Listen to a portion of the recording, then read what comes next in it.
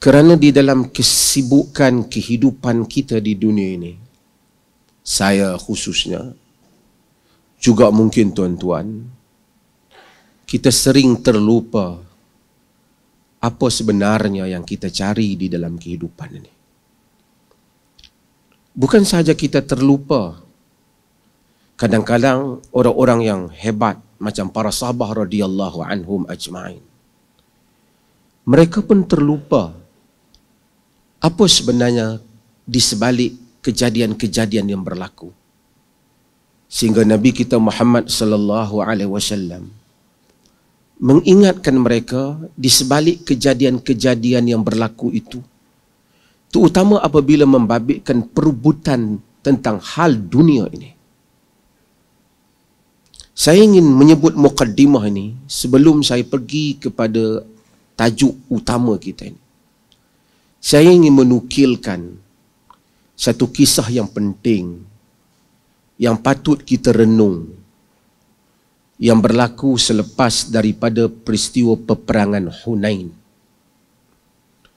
Peperangan Hunain adalah peperangan yang berlaku pada tahun 8 Hijrah. 8 Hijrah, kita tahu setahun dua selepas itu wafatnya Nabi sallallahu alaihi wasallam. Dan sebelum peperangan Hunain ialah peristiwa Fathu Makkah, pembukaan kota Mekah.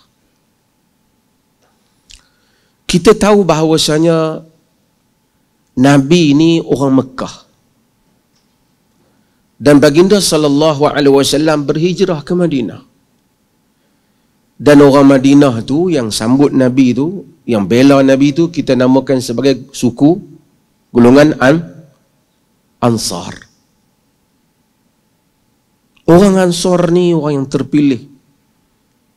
Nabi sebut, la yuhibbu ansar illa mu'min wa la yubghiduhum illa munafiq. Tidak mencintai Ansar melainkan orang mukmin, tak membenci Ansar melainkan orang munafik. Quran puji mereka. وَالَّذِينَ تَبَوَّأُوا الدَّارَ وَالْإِيمَانَ مِنْ قَبْلِهِمْ يُحِبُّونَ مَنْ هَاجَرَ إِلَيْهِمْ وَلَا يَجِدُوا فِي صُدُورِهِمْ حَاجَةً مِمَّا أُوتُوا وَيُؤْثِرُونَ عَلَى أَنفُسِهِمْ وَلَوْ كَانَ بِهِمْ خَصَاصَةٌ. Orang yang mendahului Madinah itu dan beriman sebelumnya, mencintai orang yang berhijrah kepada mereka, tak ada kepentingan terhadap apa yang mereka berikan, mendahulukan diri mereka melebihi orang yang lain walaupun mereka ada keperluan. Allah puji mereka. Tapi Allah uji mereka di dalam peristiwa peperangan Hunain. Peperangan Hunain, kita kena bayangkan suasana dia. Selepas daripada Nabi balik ke Mekah, sekian lama, Nabi telah dibuang oleh kaumnya beberapa tahun. Kemudian berlaku peperangan Hunain, suku Hawazin dan Thaqif. Masa tu, bila Mekah, Nabi masuk kota Mekah, penentang-penentang Nabi sebahagian yang tak mati, seperti Abu Sufyan, seperti Suhail bin Amr, yang merupakan orang-orang besar Mekah dulu, yang merencana dan menentang Rasulullah, mereka masuk Islam. Dan mereka menjadi orang-orang baru, saudara-saudara barulah dalam bahasa kita. Ansar telah lama bersama dengan Nabi, masuk bersama dengan Nabi, tawan kota Mekah. Bila suku Hawazin bersiap nak lawan Nabi di Hunain. Hunain ni tempat dia antara Mekah dengan Taif. Siapa pergi Taif sekarang ni, Taif dibuka. Siapa pergi umrah, dia boleh pergi Taif sekarang. Saudi buat pelancong. Dia akan tengok Hunain. Maka ramai orang yang akan sertai peperangan tu, terutama geng-geng yang baru masuk Islam ni. Abu Sufyan, semua geng-geng ni ramai. Sehingga ada orang Islam kata, sebelum ni kita sikit lah ramai, tak kalah kot.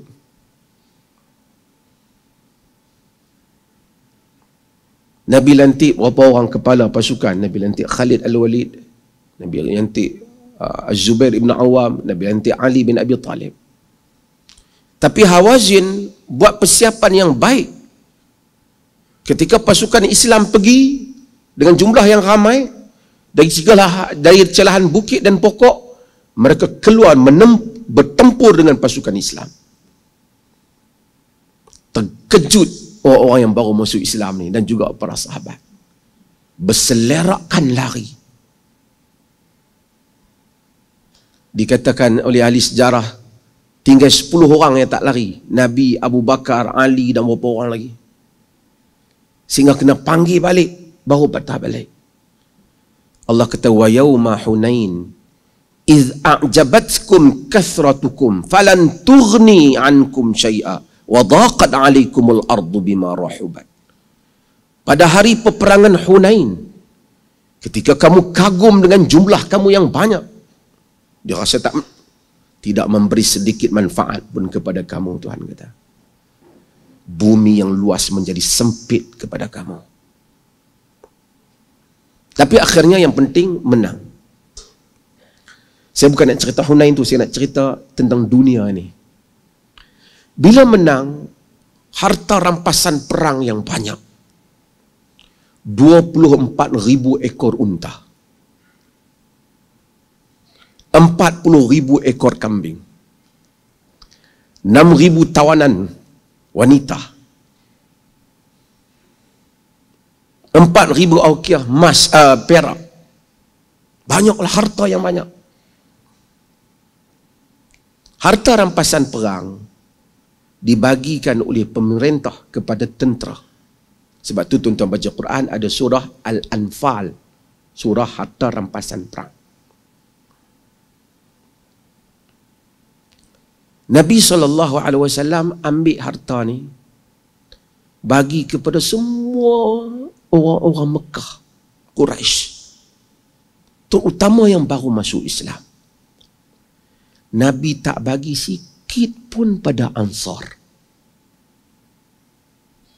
Orang Ansar ni, yang Madinah ni, yang selama ni bersama dengan Nabi, Nabi tak bagi sikit pun.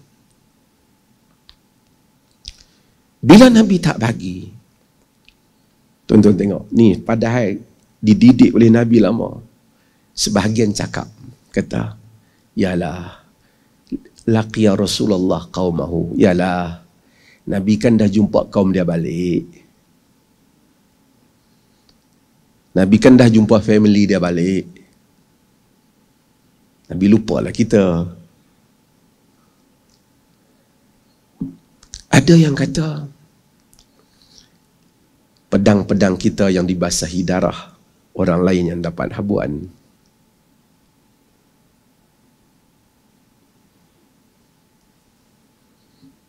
Sa'ad bin Ubadah, pemimpin Ansar, sahabat setia Nabi.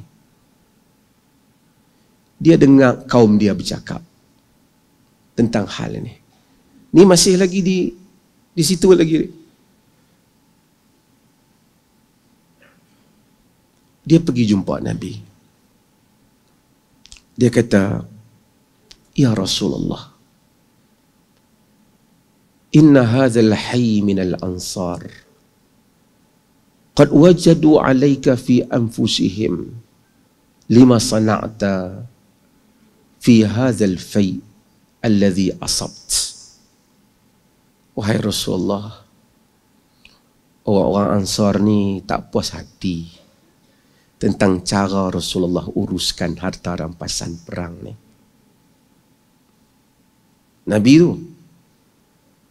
sebenarnya dia wajadu alaika fi anfusihim ni, dia bukan benci, dia ada rasa tak syok. Ada rasa, orang utara kata mengkelan. Ada rasa sangkut perasaan dia. Tapi dia cakap belakang lah. Dia pun tak benci Nabi. Macam-macam dia kata, yalah Nabi bagi kat adik-beradik dia lah. Kita kan orang jauh.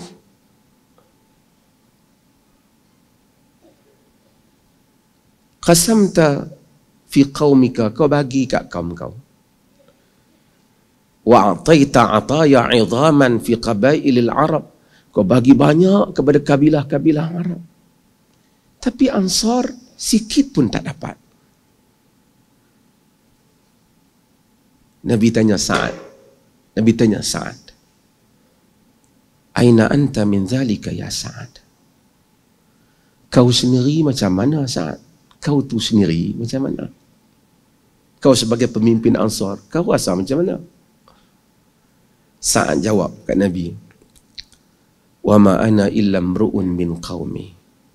Rasulullah, aku tidak lain melainkan seorang daripada kaumku sahaja. Maksudnya, macam mana orang Ansar rasa, macam itulah aku rasa. Tu Sa'ad bin Ubadah. Tentang harta, tuan-tuan. Nabi kata, ni leader. Nabi kata, Sa'ad, kau kumpulkan di dalam lembah ni orang Ansar sahaja. Jangan benarkan sesiapa masuk melainkan Ansar. Sa'ad pun himpun semua Ansar yang ada dalam medan yang terlibat medan perang tu, duduk seramai mungkin. Ada muhajirin minta nak masuk, semua nak masuk dengar ceramah Nabi ke apa. Satu orang pun Nabi tak benarkan. Semua keluar. Setelah mereka semua masuk, saya nak harap tuan-tuan dengar apa Nabi kata ni, untuk ingatan diri saya dan tuan-tuan juga. Semua masuk, Nabi berdiri. Nabi bagi satu khutbah. Nabi bagi alhamdulillah, nahmaduhu wa nasta'inuhu. Nabi puji Allah. Nabi kata, ya ma'syarul ansar, ma qalatun balagatni ankum wajidatun wajadtumuha fi anfusikum. Wahai sekalian orang Ansar, cerita apa yang sampai kepadaku ni? Perasaan tak puas hati kamu yang ada dalam diri kamu. Ya ma'syaral ansar, wahai sekalian orang Ansar, alam atikum dhulalan fahadakumullahu bi, wa alatan fa'aghnakumullahu bi, wa a'da'an fa'allafallahu baina qulubikum. Wahai orang Ansar, tidakkah aku datangi kamu dahulu dalam keadaan kamu sesat, kemudian Allah memberikan petunjuk kepada kamu disebabkan kedatanganku? Tidakkah kamu dahulunya miskin dan Allah memberikan kekayaan disebabkan dengan apa kewujudanku? Dan tidakkah kamu dahulunya bermusuh antara satu sama lain, lalu Allah damaikan di antara jantung hati kamu? Mereka jawab, Allah wa Rasulu aman wa afdal. Allah dan Rasulah kurniaan yang terbaik dan pemberian keafdalan yang terbaik. Nabi kata, ajibuni ayyuhal ansar. Jawab aku wahai orang Ansar. Jawab. Orang Ansar kata, bimadha nujibuka ya Rasulullah? Lillahi amnu, lillahi al-manna wal fadl. Dengan apa kami nak jawabmu wahai Rasulullah? Bagi Allah itulah segala anugerah dan kurniaan. Tuan-tuan dengar Nabi kata apa? Fawallahi ya ma'syaral ansar, demi Allah wahai orang Ansar, law syi'tum laqultum wala sadaqtum wala sudiqtum. Jika kamu mau, kamu boleh kata macam ni, dan kamu akan benar, dan orang pun akan kata kamu benar. Ji'naka mukazzaban fasadaqnaka. Kamu boleh kata kau itu dulu datang dalam keadaan didustakan, kami yang membenarkan kau. Wa makhzulan fanasarnaka. Kau dahulu itu ditewaskan, dikalahkan, dihina, kami yang menolongmu. Wa taridan fa'awainaka. Kau itu dulu datang dalam keadaan terbuang, kami yang beri kau tempat tinggal. Wa alatan fa'asainak. kau datang dalam keadaan tidak ada apa-apa, kami yang memberi kepadamu. Kalau kamu mau, kamu boleh kata ke aku macam tu, wahai orang Ansar. Tuan-tuan bayang, Nabi sebut benda tu kat dia orang. Orang suka kata, tak, wahai Rasulullah, tak, wahai Rasulullah. Tuan-tuan dengar, saya nak hak ni. Apa sambung ucapan Nabi? Ya ma'syaral ansar, awajadtumu alayya fi anfusikum fi lu'atin minad dunya ta'allaftu biha qauman liyuslimu wa wakaltukum ila islamikum. Wahai sekalian orang Ansar, kamu tak puas hati kepadaku disebabkan daki dunia yang aku berikan kepada satu kaum supaya mereka itu lebih kuat Islam mereka, sedangkan aku serahkan Islam kamu kepada diri kamu. Maksudnya aku bagi harta tu sebagai aku nak bagi semangat pada mereka terus sokong Islam. Aku tak bagi pada kamu kerana kamu tak perlukan itu untuk sokong Islam. Awajadtum alayya fi anfusikum fi lu'atin minad dunya. Kamu tak puas hati disebabkan daki dunia yang aku berikan kepada satu kaum supaya mereka itu lunak hati mereka. Aku tak beri kepada kamu sebab aku serahkan Islam kamu kepada diri kamu. Ya ma'syaral ansar, wahai sekalian orang Ansar, atardawna an yadhhaban nas bisyatin wa ba'ir wa tarji'una bi rasulillahi ila rihalikum. Tuan-tuan dengar, Nabi kata, wahai sekalian orang Ansar, kamu tak redakah orang semua pulang membawa kambing dan unta? Kamu pulang membawa Rasulullah ke tempat tinggal kamu. Maksudnya, aku tak akan ikut orang Mekah. Aku akan balik ke Madinah. Aku bagi kat mereka kambing. Aku bagi kepada mereka unta. Tapi aku bagi kepada kamu diriku. Aku akan balik ke Madinah. Atardawna an yadhhaban nas bisya wal ba'ir afala tardawna an yadhhaban nas bisya wa ba'ir. Takkah kamu redha orang balik bawa kambing, bawa unta? Wa tarji'una bi rasulillahi ila rihalikum. Kamu balik bawa Rasulullah ke tempat tinggal kamu. Orang Ansar menangis. Nabi kata, fawalladhi nafsu Muhammadin biyadih, demi yang nyawa Muhammad berada di tangannya, lama tanqalibuna bihi khairun mimma yanqalibuna bihi. Apa yang akan kamu bawa balik nanti ke rumah kamu lebih baik daripada apa yang mereka bawa balik.